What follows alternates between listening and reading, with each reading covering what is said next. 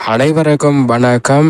120 வருடங்கள் மிக முக்கியமான அமாவாசை என்று சொல்லக்கூடிய வகையில் வருகின்ற 28, 29 ஆகிய தேதிகளில் தனுசு ராசிக்காரர்கள் உலகின் எந்த மூலையில் இருந்தாலும் உறுதியாக தென்புலத்தார் வழிபாடு என்று சொல்லக்கூடிய முன்னோர் வழிபாட்டை, பித்ரு தோஷங்களை நீக்கக்கூடிய பித்ரு வழிபாட்டை மேற்கொள்வதன் மூலம் மிக சிறப்பான நல்ல வாய்ப்புகளும் வளர்ச்சியும் உறுதியாக உங்களுடைய வாழ்வில் கிடைக்கும். எனவே உலகின் எந்த மூலையில் இருந்தாலும் தனுசு ராசிக்காரர்கள் இதை தவறாமல் செய்யுங்கள். நிச்சயமாக தங்களுடைய வாழ்வில் விடை தெரியாமல் சந்திக்கக்கூடிய பல்வேறு வகையான சிரமங்கள், சிக்கல்கள் முற்றிலுமாக விலகுவதோடு மிக சிறப்பான வளர்ச்சியையும் முன்னேற்றத்தையும் விரைவாக அள்ளி கொடுப்பதற்கான முதன்மையான அதிர்ஷ்ட யோக வாய்ப்புகளை உறுதியாக ஏற்படுத்தி கொடுக்கும் என்பதில் சந்தேகமே இல்லை. தனுசு ராசிக்காரர்களுக்கு பொதுவாகவே சூரியனும் சந்திரனும் இணையும் போது அமாவாசை நிகழ்வாக பார்க்கப்படுகிறது. 120 வருடங்களுக்கு பிறகு இணையான ஒரு திதி வருவதால் மிக முக்கியமான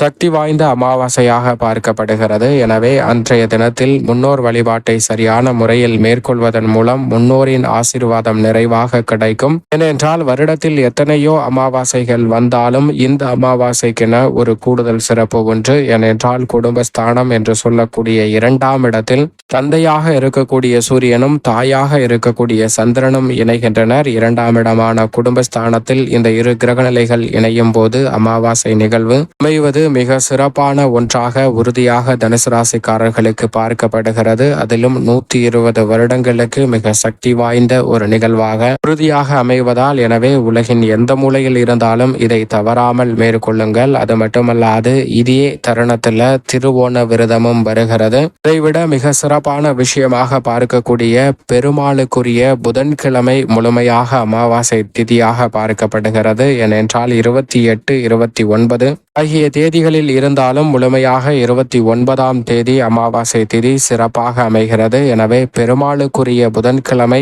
இந்த அமாவாசை திதி வருவதும் மிக சிறப்பான ஒன்றாக பார்க்கப்படுகிறது. அதோடு மட்டுமல்லாது குடும்பஸ்தானம் என்று சொல்லக்கூடிய 2ஆம் இடத்தில் சூரியன் சந்திரன் இணைந்திருக்கும் போது பெருமாளின் சாராம்சத்தை வெளிப்படுத்தக்கூடிய புதனும் அங்கு குடும்பஸ்தானத்தை வலு சேர்க்கிறாருங்க. புதன்கிழமை புதனும் அங்கு வலுவாக சூரியன் சந்திரனுடன் இணைந்து குடும்பஸ்தானத்தை வலு சேர்ப்பது மட்டுமல்லாது இந்த 3 கிரகநிலைகள் இணைந்து மிகவும் வலுவாக 8ஆம் இடமாகிய அஷ்டமஸ்தானத்தை பார்க்கின்றன. அஷ்டம பாதிப்புகள் அனைத்தும் தகர்த்தெறியக்கூடிய வகையில் மிக சிறப்பான நல்ல மாற்றத்தையும் உறுதியான முன்னேற்ற வாய்ப்புகளையும் நிறைவாக அள்ளி கொடுப்பதற்கான முதன்மையான யோகத்தை ஏற்படுத்துகின்றன. எனவே இந்த தருணத்தை சரியாக பயன்படுத்திக் கொள்ளுங்கள். அது மட்டுமல்லாது தனுசு ராசிக்காரர்களுக்கு இந்த வேளையில் மற்ற கிரகநிலைகளின் அமைப்பையும் ஆராய்ந்து பார்க்கும் போது ராசியின் அதிபதியாக இருக்கக்கூடிய குரு பகவான் இந்த அமாவாசைக்கு பிறகு வக்ர நிவர்த்தி பெறுகிறார். எதிர்பார்ப்பதை காட்டிலும் தங்களுடைய வாழ்வில் மிக சிறப்பான மகிழ்ச்சியையும் முன்னேற்றத்தையும் அள்ளி கொடுக்க போகிறாருங்க.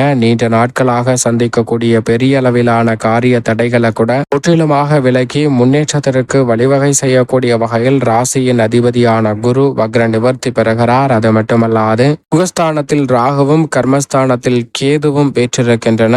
மிகவும் சிறப்பாக தைரியஸ்தானத்தில் சனி ஆட்சி பலம் பெற்றிருக்கிறாருங்க. சனி ஆட்சி பலம் பெற்று தைரியஸ்தானத்தை வலு சேர்ப்பது மிக பெரிய அளவுல அதிர்ஷ்ட யோகங்களை உறுதியாக அள்ளி கொடுப்பதற்கான முதன்மையான வாய்ப்பை நிச்சயமாக ஏற்படுத்துகிறது. இதை விட மிக சிறப்பான விஷயமாக பார்க்கப்படுவது அன்றைய தினத்தில் மிகவும் வலுவாக சுகஸ்தானமாகிய 4இல் உச்சம் பெறுகிறாருங்க சுக்கிரன். சுக்கிரனினுடைய உச்சமும் மிகப்பெரிய அளவில் வளர்ச்சியையும் முன்னேற்றத்தையும் உறுதியாக அள்ளி கொடுப்பதற்கான முதன்மையான அதிர்ஷ்ட யோக வாய்ப்புகளை நிச்சயமாக ஏற்படுத்தி கொடுக்கிறது. எனவே மிகப்பெரிய அளவிலான நல்ல மாற்றங்களும் கிரகநிலைகளின் அமைப்பும் இந்த வேளையில் ஏற்படுத்தி கொடுக்கும் போது தனுசு ராசிக்காரர்கள் தென்புலத்தார் வழிபாடு என்று சொல்லக்கூடிய அமாவாசை விரத வழிபாட்டை மேற்கொள்வதன் மூலம் மிக சிறப்பான நல்ல வாய்ப்புகளும் சந்தர்ப்பங்களும் உங்களுடைய வாழ்வில் மிகவும் சிறப்பாக அமையும். இந்த வழிபாட்டை எப்படி மேற்கொள்ள வேண்டும் என்றால் அன்றைய தினத்தில் விரதம் இருக்க வேண்டும். அதிகாலையில் எழுந்து நீராடியதற்கு பிறகு அருகாமையில் உள்ள நீர்நிலைக்கு சென்று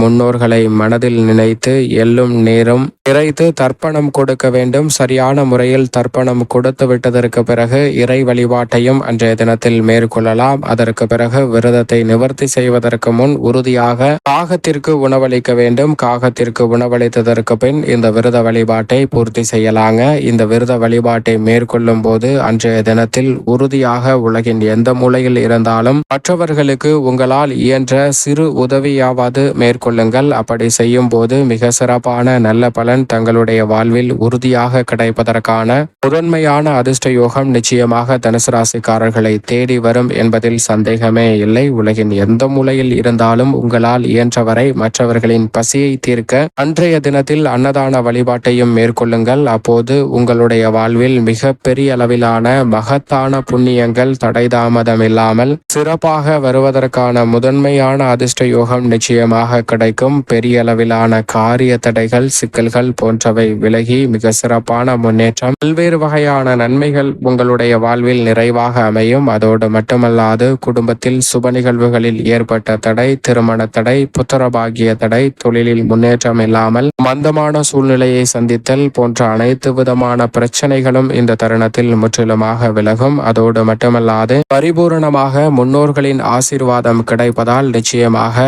முன்னோர்களினுடைய ஆசீர்வாதத்தின் காரணமாக பித்ரு தோஷம் என்று சொல்லக்கூடிய பல்வேறு வகையான தோஷங்கள் முற்றிலும் விலகும் போது நீங்கள் எதிர்பார்ப்பதை காட்டிலும் மிக சிறப்பான முன்னேற்ற வாய்ப்புகளை உறுதியாக சந்திக்க முடியும். குல விருத்தி அடையக்கூடிய வகையில் திருமண தோஷ தடைகள் நீங்கும், புத்திர தோஷ தடைகளும் நீங்கி குழந்தை பாக்கியம் மிக சிறப்பாக அமைவதற்கான நல்ல சந்தர்ப்பமும் நிச்சயம் உங்களை தேடி வருங்க. அது மட்டுமல்லாது மனதில் ஏன் எதற்கு என்று தெரியாமல் பல்வேறு வகையில குழப்பமான மனநிலையில் இருந்த சூழலில் மிக சிறப்பான மாற்றம் உறுதியாக உங்களை தேடி வருங்க. அது மட்டுமல்லாது அதற்கு பிறகு வளர்பிறை சந்திரனாக சந்திரன் மாறுகிறார். கிரகநிலைகளும் அடுத்தடுத்து நல்ல கட்டத்தை நோக்கி நகர்வதால் தனுசு ராசிக்காரர்களுடைய வாழ்வில் அடுத்தடுத்து இருக்கக்கூடிய வளர்ச்சிக்கான நல்ல முன்னேற்ற வாய்ப்புகளை உறுதியாக சந்திப்பதற்கான முதன்மையான யோகமும் கிடைக்கும். பெரிய அளவிலான காரிய தடைகள் சிக்கல்கள் தனுசு ராசிக்காரர்களுக்கு விலகும். குறிப்பாக தொழில்துறை வியாபாரத்துறையில் இருக்கக்கூடிய மிகப்பெரிய அளவிலான தடைகள் தனுசு ராசிக்காரர்களுக்கு விலகுவதோடு தைரியஸ்தானத்தை வலு சேர்க்கக்கூடிய சனியின் அமைப்பால் நிரந்தர வருவாயையும் நிரந்தரமான